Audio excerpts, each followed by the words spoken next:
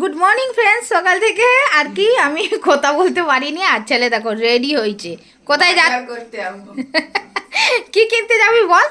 মাংস, দুধ আর নুন, বিস্কিট, এত কিছু কিনতে যাচ্ছে। তার জন্য কত সাজ সেজেছে দেখো। এইটা নিয়েছি। এই দেখো ব্যাগ নিয়েছে, ওখানে টুপি পরেছে, সানগ্লাস। আমার সানগ্লাসটা তো এটা দখল করে আমারটা, নিয়েছে।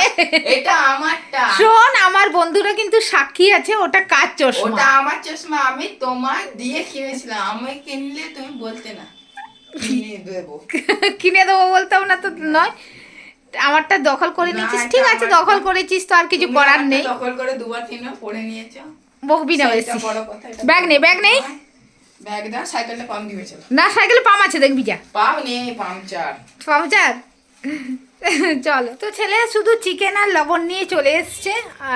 সাইকেলের পাম্প নেই বললো, আর পাম্পটা দিয়ে পর ও গেল, কিন্তু যাওয়ার পরে সাইকেলের পাম্পটা আবার মানে পাংচার হয়ে গেছে হয়তো, কিন্তু ওর বাপি সারিয়ে দিয়ে গেল, বললো পাংচার টামচার কিচ্ছু নেই। তারপরে যে কেন এরম হয়ে যাচ্ছে ঠিক বুঝতে পারছি। চিকেন আর লবণ নিয়ে চলে এসছে, এমার্জেন্সি দরকার ছিল লবণটা। লবণ আছে, কিন্তু লবণটা বাড়িতে না থাকলে অসুবিধাই হবে, তাই জন্য একদম স্টকে রাখতে হবে। দেখলাম বাড়িতে শেষ হয়ে গেছে লবণ, সেই জন্য লবণটা নিয়ে চলে এসছে। আর পুরোপুরি আরও বিস্কিট ফিস্কিট যে আনতে বলেছিলাম সেগুলো আনতে পারেনি, কারণ ওই সাইকেলের পাম্প ছিল না।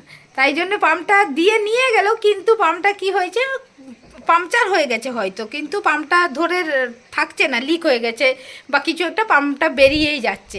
ও যাওয়ার পরে আবার ফোন করেছে, বলছে মা সাইকেলে পাম্প নেই, শুধু মাংস নিয়েই চলে আসছি।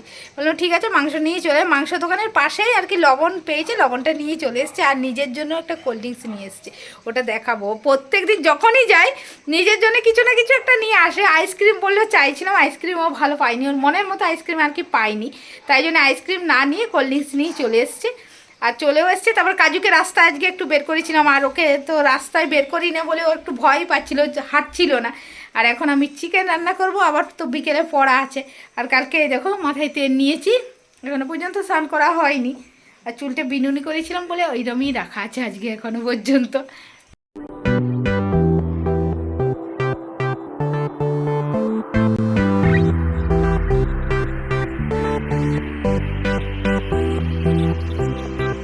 তো এদিকে আমি চিকেন কষা করছি, চিকেন কষানো মানে চিকেনটা কষছি। আর ওইদিকে কাজু কিন্তু এরকম চিকেন সেদ্ধ হয়ে গেছে। তো কালকেও চিকেন খাইছিলাম ওকে, যেহেতু আজকে আমরা চিকেন খাচ্ছি তাই জন্য ছেলে বললো ওকেও চিকেন খাওয়াতেই হবে, মাছ খাওয়ানো চলবে না। তাই জন্য ওকেও চিকেন, মানে চিকেনটাও সেদ্ধ করে নিয়েছি, ওকে খেতে দিয়ে দেবো এবার। চিকেনটা আমার কষা হয়ে গেছে। আর ছেলে বলেছে প্রেশার কুকার খাবো, মানে ঝোল খাবে, লাল ঝোল। তাই জন্য ওটা প্রেশার কুকারে একটা সিটি মেরে দেবে শুধু। প্রেশার কুকারের উপরটা ধুলো পড়ে যায়, তো তাই জন্যে একটু জল দিয়ে ধুয়ে দিলাম। একটা সিটি মারলেই হয়ে যাবে। সিটি না মারলেও হবে, কিন্তু যেহেতু ছেলে প্রেশারেরই লাল ঝোল খাবে তাই জন্য আর কি করতে হচ্ছে। আর ওই জন্যে কষা তুলতে হবে, এটা তো আমরা খাই, তোমরা জানো।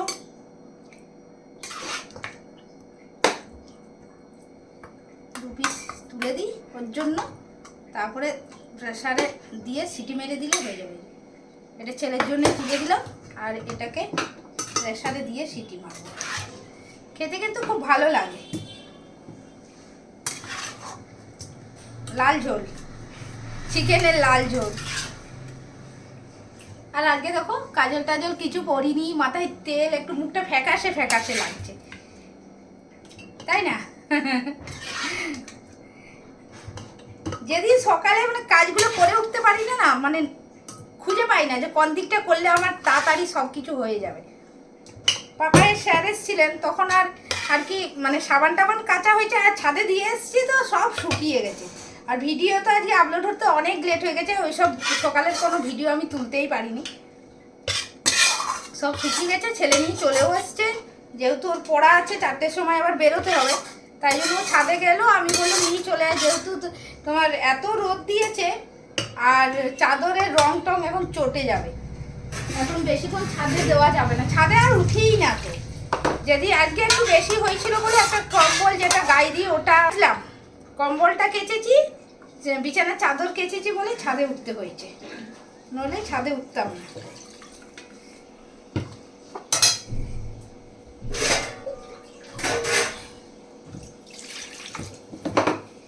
একটু ঝোল ঝোল করতে হবে, পরিমাণে জলটা একটু বেশিই দিতে হবে। এই হলো আমার চিকেনের ঝোল, পুরো মাটনের মতো, দেখতেই পাচ্ছ। তো চলো এখন বৌদিদের দেবো, তারপরে আমাদের খাবার বাড়বো। দেখো মাথাটা এমনি করেই চলে এসছি। আরে এত তাড়া মারে কি বলবো। লবণ নিবি বাবা? না নিবি না? কাজু আমাদের এই যে ওখানে পায়ের তলায় বসে আছে। আর এই যে নিম পাতা বৌদি দিয়েছে, নিম পাতা। রাকেশ নেই বলে আমার নিম পাতাও আসছে না বাড়িতে, মানে কেনা হচ্ছে না। নিম পাতাটা খাওয়ার আগে দুটি ভাত খেয়ে নিলাম, তারপরে তো নিম পাতা খাবো না, ওই জন্য। আর ছেলে তো নিম পাতা খাই না।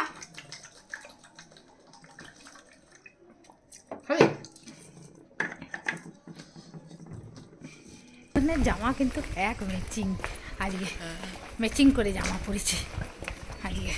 চুলটা এখনো পর্যন্ত ভেজা, চুলটা